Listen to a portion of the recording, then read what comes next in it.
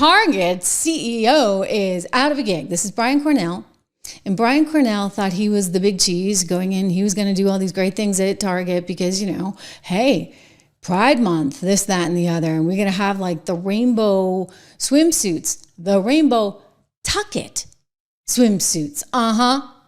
Yeah, do you guys remember those? You probably don't. I mean, this was like so weird.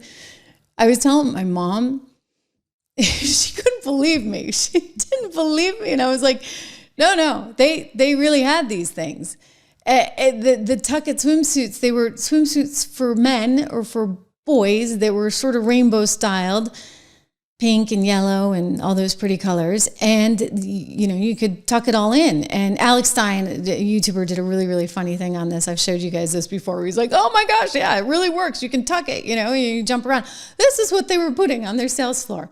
All right, along with, they had some merchandise that was designed by someone who, I guess, it didn't go by a gender. So we'll just say someone who was known to worship Satan. Mm-hmm.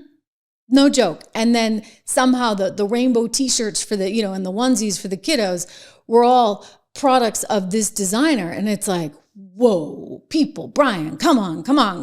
And so, I just kept remembering looking at all these things. I'm looking at a story right now that had come out. Target reports another sales drop. They kept seeing comparable sales falling. And some at Target would say, oh, we're going to blame the economy. And I was like, no. Don't blame the economy. Blame you. Because Walmart was holding up okay. Target wasn't.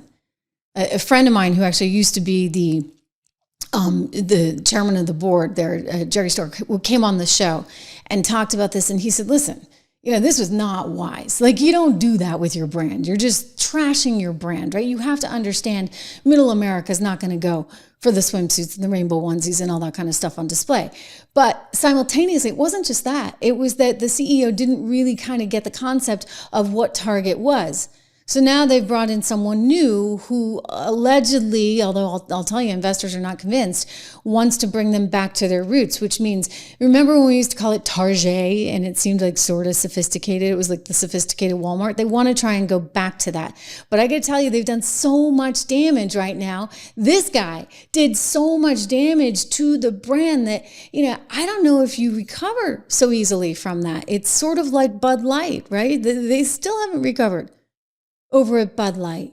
They're now looking at Sydney Sweeney because they're hoping that she can help them. I don't think she can. I think the damage has been done and there are people that just aren't going to ever drink it again because they feel betrayed. You can't betray your customer base. You just can't do that. And these marketing geniuses that are so woke and have so many degrees and think they know better than all of us, well, they're finding out that they don't. They definitely don't know. That woman from Harvard, she definitely didn't know better. She didn't want any of those, fratty guys anymore. Those fratty guys told her where she could shove it. No way, no how. They didn't want anything to do with Bud Light after that debacle. You remember Dylan Mulvaney, the whole bit. Don't worry, I'm not going to show the clip.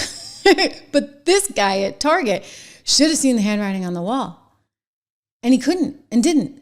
And so Target went the way of Bud Light. And there's another company that's about to experience the same. You'd think these people would learn a lesson. I don't know why they don't learn a lesson. I don't know why they continue to do stupid things, but I guess stupid people do stupid things, or people that aren't even necessarily stupid, but people who think that they are smarter. Right? They think they have it all figured out, and they don't want to think about who their customer is and why their customer matters. I think the real problem is they don't respect their customer. That girl who was going on about Bud Light, she had to reinvent the brand because they didn't want those customers anymore. They wanted something different. They wanted the Ivy League kids and I'm going to get in trouble with what I'm going to say, so I'm going to keep it clean and be very, very careful here. But you know exactly what I'm talking about. They wanted a whole different genre. And it's like, don't forget who brought you to the dance, okay? And the same thing's going on at, Cracker Barrel. And what a time to do this. I mean, come on.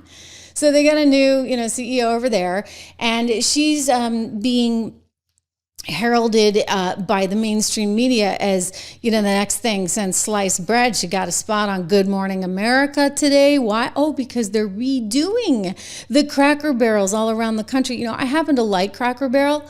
It's like, when you're on the highway and you're looking for somewhere to go and it's going to be good food and you're getting good fried chicken and they have like a nice little store and you can buy things in there too. And I like the tablecloths and the whole bit. Anyway, it's kind of like folksy and homey. And well, guess what? They decided to change it up. This woman who came in as CEO, again, I guess, just doesn't seem to understand what went down at Target, nor what went down at Bud Light, nor what's going down in real time at ABC News, where she did this a little appearance because the stock right now is tanking. Like it opened up down 12%. We're going to check the stock price right now, but this thing is having a bit of a setback. And when you see the redo that she's put in place, you're going to know why. I hate it. It's like the woman has literally no taste. Oh, and then there's the whole, inclusive LGBT nonsense. We're going to get into that. But first, I want you to hear her. Okay, the new CEO of Cracker Barrel. Honestly, the feedback's been overwhelmingly positive that people like what we're doing. I'll give you another soundbite. I actually happened to be in Orlando last week with all of our managers. We bring them together and every other year.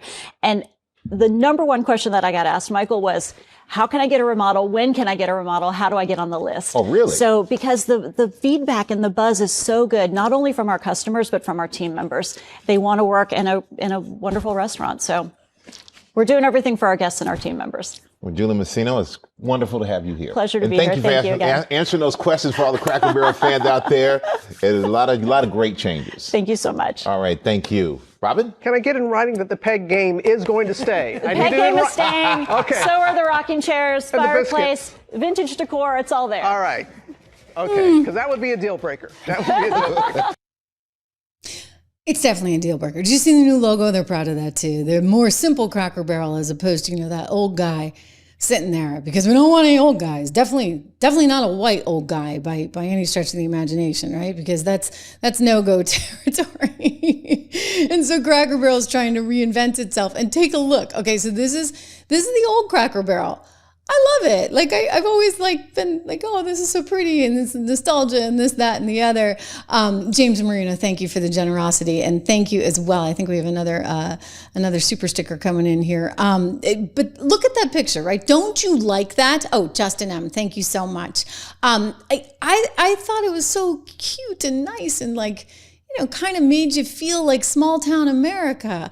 And guess what they're changing it to? This woman, like I said, has literally no taste. I'd hate to see her apartment. Here we go. I mean, it looks like an upscale Burger King. Right? I mean, what do you think? I mean, it looks like a fancy version of Burger King. And I'm sorry, the Cracker Barrel is kind of a nice place. It's a nice chain. They think now they're decluttered. I'm like, no, now you're not homey. Now you look generic. Now you look like a fast food restaurant. They have 660 plus restaurants that they're trying to remodel like this, all while simultaneously, not just remodel, not just come up with a new logo, but, make sure that everybody knows how woke and accepting and LGBTQ and every other possible affinity group you can imagine, is welcome and accepted and promoted there at Cracker Barrel. So conservatives are kind of taking an issue from this. With this, I should say, it's like they're trying to get rid of the Cracker Barrel culture and instead introduce all these affinity groups. Now, this is good. Okay, so we know what I don't know. I get confused on this one. Q is, I guess Q stands for queer, and then the plus, I don't know, because the acronym just goes on and on and on. You got every letter in the alphabet seemingly in there.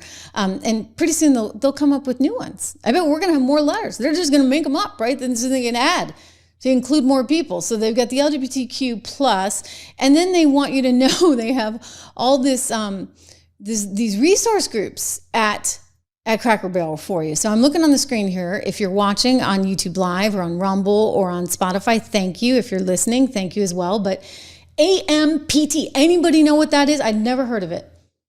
Oh, well, that's Advancing Modern Professionals for Tomorrow. I guess that's fine. But it's all about promoting a community of inclusiveness. inclusive, ambitious, diverse members. I see. Okay.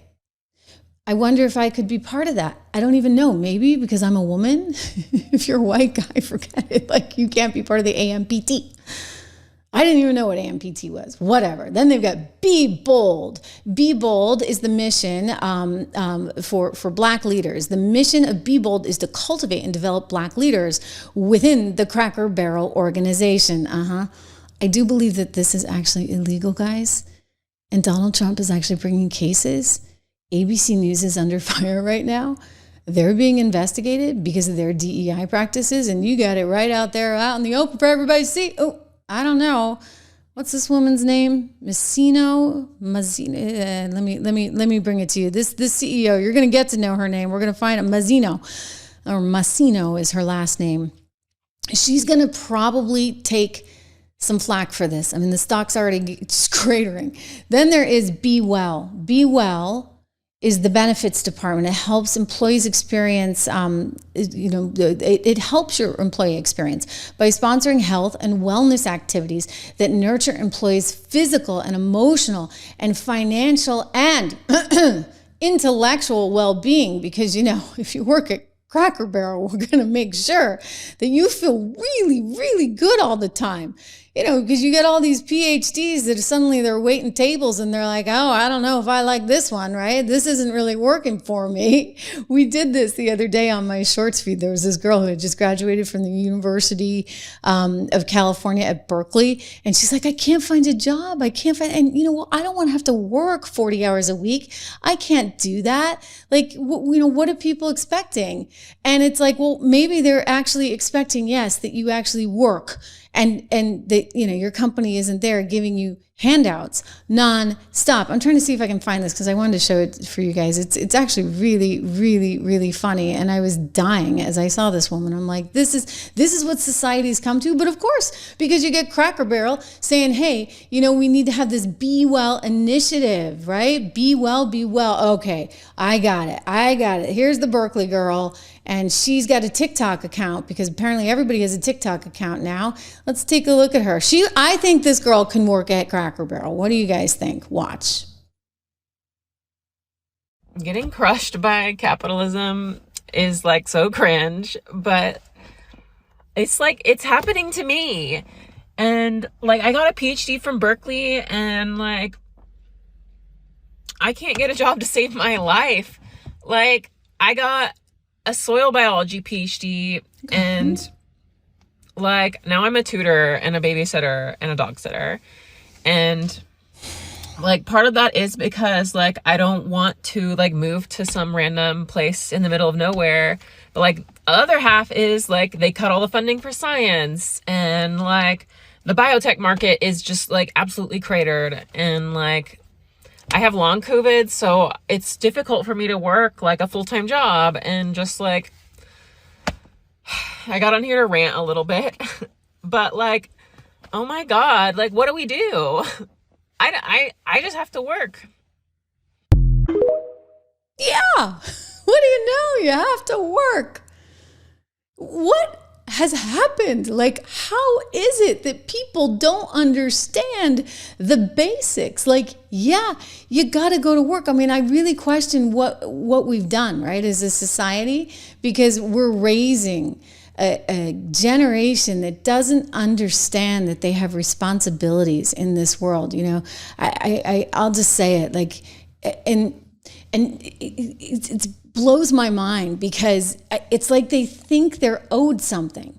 And I don't think you're owed anything in this life. Like everything that you are able to accumulate and achieve is because of your own ingenuity, your own work ethic, your own sense of determination. And for whatever reason, you got a lot of people that don't think any of this matters. There was a guy on TikTok the other day who just so passionately said this.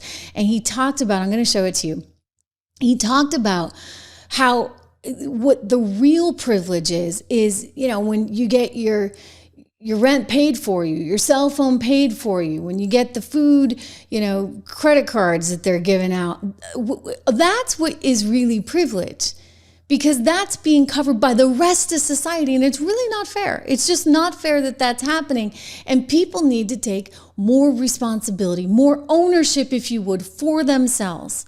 Because we can't live in a world where everybody else, where I'm responsible, right, for you. And, effectively, we're going to be responsible for the whole world, for goodness sakes. That's what we're dealing with all the people that have come in, 20 some odd million, right, migrants that cross the border. That is not a world in which we're going to succeed long term. And so I think that we're coming to the point where people are demanding accountability, and the accountability is critical. I know I have this somewhere here. We're going to find it for you because it is fantastic. He just did a dynamite job, and he's spot on. In other words, the real privilege is having somebody else pay for all your stuff. We shouldn't have to pay for everybody else's stuff. Here we go. I got this guy. I'd never heard of him before, He's like Dallas J.W. Wicker, I think is his name.